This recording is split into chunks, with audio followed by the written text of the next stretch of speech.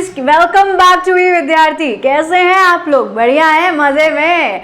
तो भाई हम लोग क्या कर रहे थे, हम लोगों ने क्लास 8 का चैप्टर नंबर 1 जो है वो देख लिया था कि आखिर उसमें क्या दिया हुआ है, क्या मिस्ट्री है, हम 8th में क्या आखिर आगे पढ़ने वाले हैं। चैप्टर वाइज हमने ये सारी चीजें चैप्टर नंबर 1 में देख लिया था। और अब आपकी न्यू बुक क्यूरियोसिटी का चैप्टर नंबर 1 का हम क्या करेंगे, ई विद्यार्थी पे एमसीक्यूज आपको प्रोवाइड किए जाते हैं, तो इसमें हम सेट 1 करेंगे, ठीक है। और देखते हैं आगे। तो भाई चैप्टर 1 का एमसीक्यू खोलेंगे, एमसीक्यू पे आप आगे जाएंगे, यहां पर ये देखिए क्यूरियोसिटी चैप्टर 1 क्लास 8, ठीक है। सेट 1 मैं कराऊंगी और सेट 2 करना है आपने खुद, ठीक है। एमसीक्यू है, स्टेप बाय स्टेप करते जाएंगे, आंसर्स फिल करते जाएंगे मेरे साथ साथ। आपको भी आंसर्स जो है फटाफट मार्क करने हैं, मैच करने हैं। और सेट 1 में मैं हेल्प कराऊंगी, सेट 2 आप खुद करेंगे। और जो भी आपको स्कोर आएगा यानी मार्क्स जो भी आपको मिलेंगे, आप सही वाले सच्ची सच्ची बताएंगे मेरे को कमेंट बॉक्स में। चलिए फिर शुरू करते हैं। पहला क्वेश्चन आखिर दिया क्या हुआ है, ठीक है। हम क्या, चैप्टर का नाम क्या है, exploring the investigative world of science, क्योंकि हम क्लास 8 में साइंस पे इन्वेस्टिगेशन के बारे में ही पढ़ने वाले हैं, चीजों को डिटेल में पढ़ने वाले हैं। तो सबसे पहला सवाल यहाँ क्या है, What does the root symbol at the bottom of the left hand page represent? अब जो आपके लेफ्ट हैंड की बुक में जो नीचे लेफ्ट हैंड में आपको दिया हुआ है रूट का वो जो एक सिंबल दिया हुआ है, वो आपको आखिर क्या बताता है, ये हमने पढ़ लिया था बुक में। वो क्या बताता है, ग्रोथ ऑफ प्लांट नहीं, स्ट्रॉन्ग कल्चरल स्टोरीज में भी हो सकता है, foundation of knowledge, depth of imagination. तो इसमें क्या है, जड़ों से, नॉलेज का फाउंडेशन जो है वो खड़ा हो पाए, इस वजह से वो रूट्स की जो फोटो है वो दी गई है आपकी बुक में। तो भाई पहला तो हो गया ये। अब सेकंड वाला देखते हैं, what does the kite symbol of the right handed pages signify. अब जो राइट हैंड पे पतंग दी हुई है वो कहाँ आपको हवाओं में ले जाएगी, नहीं, वो क्या करेगी, the beauty of the sky, the freedom of nature, creative and curious thinking आपको रखनी है, तभी आप ऊपर पहुंच पाओगे। ये वो काइट आपको बता रही है जो आपकी बुक में आपको दी हुई है।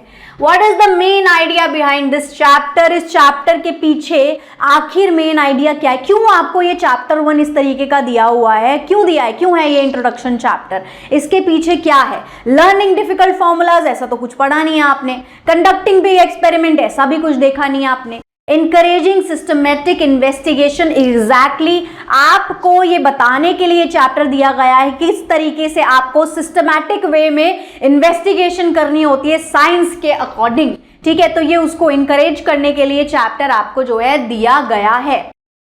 What help पूरी पफ अप ड्यूरिंग फ्राइंग, हमने ये कॉन्सेप्ट देखा था बिल्कुल लास्ट में, काफी डिटेल में ये चैप्टर में दिया हुआ था कि जो पूरी होती हैं वो क्यों फूल जाती हैं जब हम उसको तलते हैं, फ्राई करते हैं, तो ठंडे तेल की वजह से नहीं।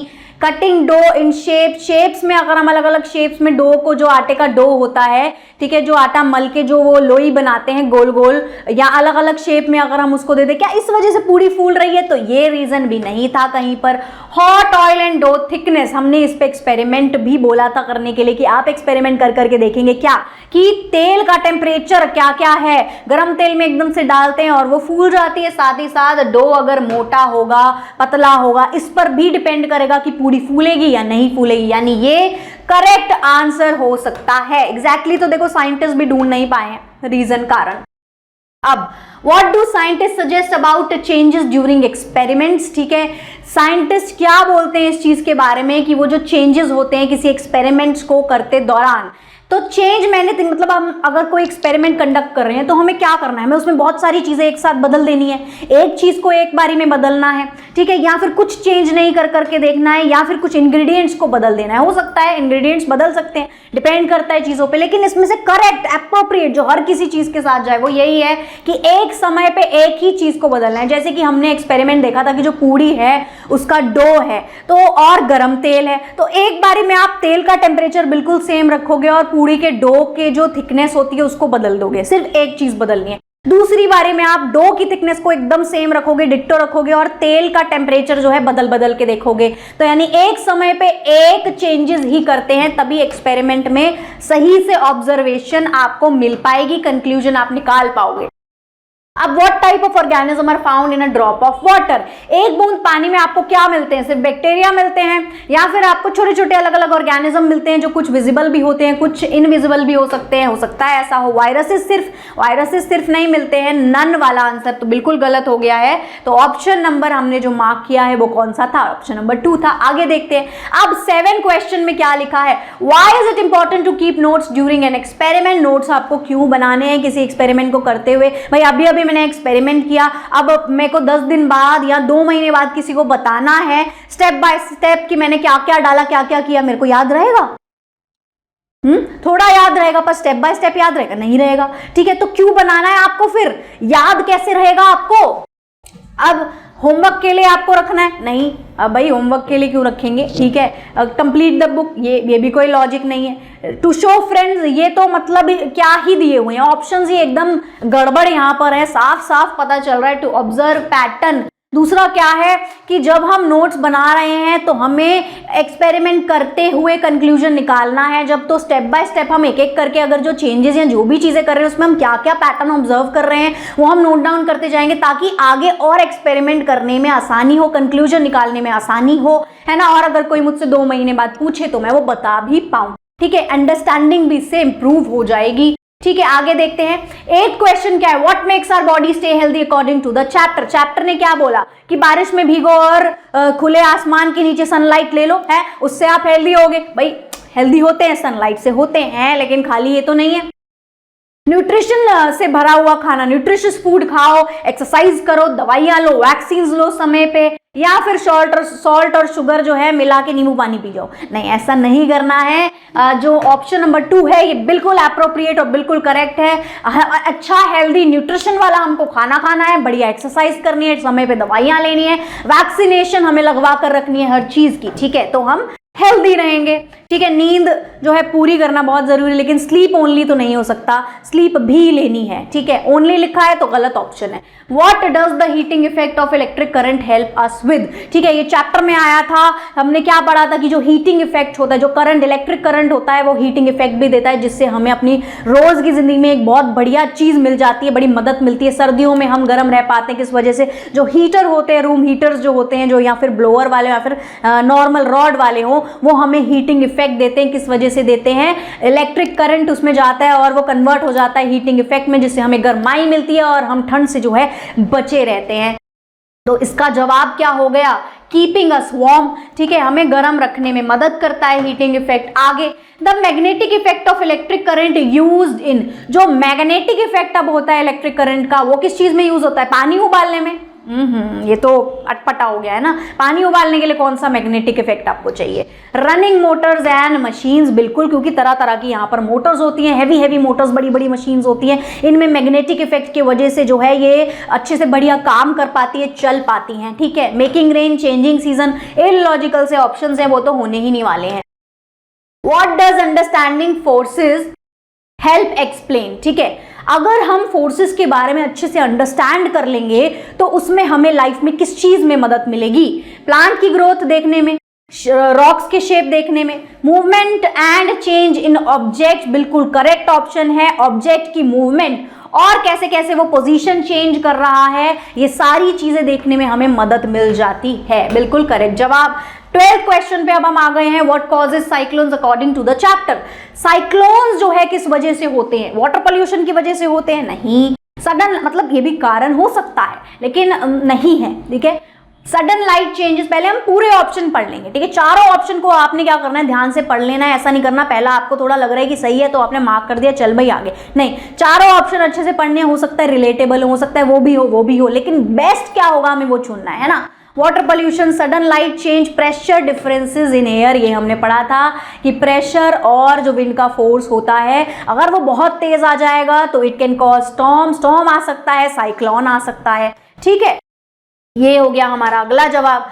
अब 13 में क्या है? In which state are particles allowed to move freely. कौन सी ऐसी स्टेट होती है जिसमें पार्टिकल इजीली इधर से उधर खुल्लम खुल्ला मजेदार यहां से वहां मूव कर सकते हैं, जा सकते हैं? भाई सॉलिड में तो वैसे कसके एक दूसरे के सहारे जमे हुए होते हैं। ठीक है, लिक्विड में थोड़ा दूर दूर खड़े हो जाते हैं, मान लो इस तरीके से। और गैसेस में क्या होता है? एक उधर तो एक इधर, तो यानी गैसेस हो गया इसका सही जवाब। अब आगे देखते हैं नेक्स्ट क्वेश्चन नंबर 14 क्या कह रहा है, which of these is a pure substance. इसमें से आपको क्या लग रहा है कि प्योर क्या होता है। मिक्सचर तो मिला हुआ है, सोल्यूशन में भी कुछ डालोगे। एलिमेंट एक ही चीज को कहते हैं, कंपाउंड भी दो एलिमेंट से या ज्यादा एलिमेंट से मिलकर बनता है, तो एलिमेंट एक प्योर फॉर्म होती है। ठीक है, एलिमेंट क्या होता है, जैसे कि आपका gold, silver, sodium, potassium, calcium, ये सब एलिमेंट्स होते हैं। Which type of material can be separated physically, ये हमने बुक में पढ़ लिया था चैप्टर में। अगर आपने गौर से वीडियो सुनी है तो ये आंसर ना बड़े ही आसान आपको लगेंगे, लेकिन अगर आपने अच्छे से चैप्टर 1 नहीं पढ़ा है तो फिर ये समझ नहीं आने वाला है। तो अगर नहीं चैप्टर 1 आया है, ऐसा मत सोचिए कि इंट्रोडक्शन बेसिक सा चैप्टर है, कुछ है नहीं उसके अंदर, काफ़ी हेल्पिंग है, अच्छा है, समरी है पूरी बुक की, तो एक बार देख लेना तो बनता है। ठीक है, एक बार सुन लीजिए, समझ लीजिए, फटाफट से जाइए, वीडियो नहीं देखी तो चैप्टर 1 की वीडियो देखिए, उसके बाद यहाँ आइएगा। ये बहुत ही सिंपल आपको फिर लगने लग जाएगा, हेल्प मिलेगी हर एक चैप्टर में जैसे जैसे आप आगे जाएंगे। तो which type of material can be separated physically, element को कर सकते हैं, नहीं कर सकते, कंपाउंड को कर सकते हैं, नहीं कर सकते, किसी मिक्सचर को कर सकते हैं। हाँ, मिक्सचर को फिजिकली सेपरेट करना पॉसिबल होता है, ये हमने चैप्टर में पढ़ लिया था। What help us understand why sugar dissolve in tea? ठीक है, अब मतलब हमें ये अंडरस्टैंड करने में मदद कैसे मिलेगी, क्या हमें मदद करेगा कि क्यों शुगर जो है चाय में पूरी तरह से डिसॉल्व हो जाती है, एलिमेंट की वजह से, एसिड की वजह से, या फिर वो एक तरीके का सोल्यूशन है। बिल्कुल वो एक तरीके का सोल्यूशन है। जब हम ये चैप्टर पढ़ेंगे जिसके अंदर सोल्यूशन, मिक्सचर और पूरा कंपाउंड, ये सारी चीजें आएंगी, तब आपको बहुत अच्छे से ये सारी चीज समझ आ जाएंगी। अभी आपको कोई लोड नहीं लेना, कोई पेन नहीं लेना है, जितना थोड़ा थोड़ा बताया जा रहा है, एक शॉर्ट समरी, उतना ही आपको ध्यान रखना है। चैप्टर वाइज चैप्टर आपको सब समझ आ जाएगा। अब what reflect light beside mirror, तो भाई क्या रिफ्लेक्ट करता है, मिरर के पीछे वाले हिस्से में क्या होता है, एक रफ सा सरफेस होता है, स्मूथ तो नहीं होता है। मिरर शीशा जो है आपने कभी भी देखा होगा, उसके पीछे कुछ गत्ता या कुछ ना कुछ एक अलग सा सरफेस लगा हुआ होता है। वो क्या स्मूथ होता है ग्लास की तरह? नहीं, स्मूथ नहीं होता है, वो एक रफ सरफेस की कैटेगरी में आ जाता है। अब क्वेश्चन नंबर 18 क्या कह रहा है, what creates moon phases, moon के फेजेस किस चीज की वजह से हो पाते हैं। ठीक है, क्या क्रिएट कर रहा है मून के ये अलग अलग फेजेस, क्या अर्थक्वेक के पैटर्न की वजह से ऐसा हो रहा है? नहीं। क्या अर्थ टिल्ट हो रही है इसलिए ऐसा हो रहा है? May be. अब देखो तीसरा ऑप्शन क्या है, अच्छे से पढ़ते हैं, relative position of moon, earth and sun. बिल्कुल सही जवाब, ये हमने पढ़ा था बुक में, साफ साफ ये लिखा हुआ था कि अर्थ, मून और सन की पोजीशन की वजह से जो है मून के हम इतने ब्यूटीफुल फेजेस जो है देख पाते हैं। अलग, कभी छोटा, कभी बड़ा, कभी क्वार्टर, कैसा भी हमें मून जो है इस वजह से ही नजर आता है, क्योंकि रिफ्लेक्शन ऑफ लाइट होती है। Calendars were developed based on, calendar जो है डेवलप किए गए हैं किस चीज पर, मतलब क्या उसका बेस है। ठीक है, मैथमेटिक्स नहीं लगाया है, बर्ड माइग्रेशन कोई मतलब ही नहीं है। सोलर एंड लूनर ऑब्जर्वेशन बिल्कुल सही जवाब है। तो जो हमारा सोलर सिस्टम है, जो हमारा लूनर ऑब्जर्वेशन हो रही है, जो सन, मून और ये अर्थ की पोजीशन देखी जा रही है, इसके बिहाफ पर ही कैलेंडर्स डेवलप हुए थे, बनाए गए थे। अब आखिरी सवाल बचा है जो कि क्या कह रहा है, what do ecosystem consist of, हमारा जो इकोसिस्टम है वो किससे बना हुआ है या किससे हम कहते हैं। ओनली एनिमल्स उसके अंदर है? नहीं। एयर एंड वाटर उसके अंदर है? नहीं। खाली ये सब चीजें नहीं है, all living beings and surrounding बिल्कुल करेक्ट जवाब है। ये सारी चीजें मिला जुला के एक इकोसिस्टम बना रहा है। तो भाई इसी के साथ हमारे क्वेश्चन हो जाते हैं खत्म। मैंने स्कोर कर लिया है 20 में से 20। अब आप कितना स्कोर करेंगे ये ऑनेस्टली मुझे बताएंगे, कोई बुद्धू नहीं बनाएगा, झूठ नहीं बोलेगा। ठीक है, ऑनेस्टली बताएंगे किसको कितने मार्क्स मिले सेट 2 में। अभी के लिए स्टूडेंट्स बाय बाय, फिर मिलेंगे अगले चैप्टर में अगली वीडियो के साथ।